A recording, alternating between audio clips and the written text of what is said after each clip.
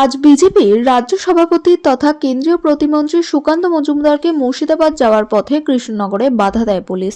সুকান্ত মজুমদার ছাড়াও উপস্থিত ছিলেন বিজেপির একাধিক বিধায়ক ও নেতৃত্ব। পরবর্তী সময়ে রাজ্য বিজেপির সভাপতি সুকান্ত মজুমদার সহ অন্যান্য বিজেপি নেতৃত্বকে গ্রেফতার করা হয়।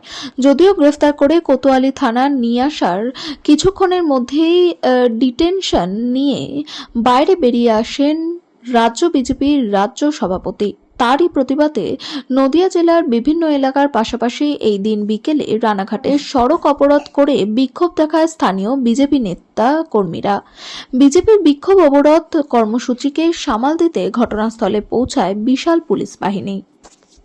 রাজ্য সভাপতি সুকান্ত মজুমদারকে গ্রেপ্তার করার প্রতিবাদে আজকের এই অবরোধ। গ্রেপ্তার করার কারণ আমি বুঝলাম না। তার দোষ একটাই, তার অন্যায় একটাই। তিনি বেলডাঙ্গায় যেতে চাইছিলেন এবং শুধুমাত্র তিনি রাজ্য সভাপতি নন, তিনি কেন্দ্রীয় প্রতিমন্ত্রী বটে। এবং বেলডাঙ্গায় গিয়ে সাধারণ মানুষের সঙ্গে, হিন্দু ভাইদের সঙ্গে, অন্যান্য ধর্মের ভাইদের সঙ্গে কথা বলতে চাইছিলেন যে বিষয়টা মানে কী হয়েছে, মানে কোনো বড় ষড়যন্ত্র লুকিয়ে আছে কিনা, এবং তাকে যেতে দেওয়া হয়নি। কিন্তু পাশাপাশি একইভাবে আমরা গতকাল দেখেছি একটা সম্প্রদায়ের লোকের জমায়েত ছিল, তাদেরকে আটকানো হলো না।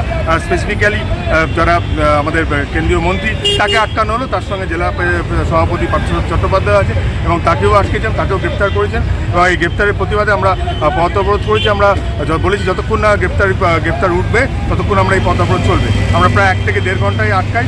কিন্তু বিষয়টা আছে, মানুষের কিছু প্রয়োজনও এখানে আছে। অনেকে এখানে এসে দেখলাম যে অনেকে ফ্লাইট ধরতে চাইছেন, যারা ইন্টারন্যাশনাল ফ্লাইট, যারা 3 ঘন্টার আগে রিপোর্টিং করতে হয়, তাদেরকে আমরা প্রশাসনিক সহযোগিতায় তাদেরকে ছেড়েও দিয়েছি। তার সঙ্গে কিছু পেশেন্টও ছিল।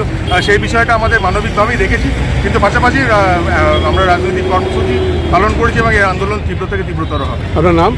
কামনা চ্যাটার্জি, পৌর প্রতিনিধি, রানাঘাট পৌরসভা।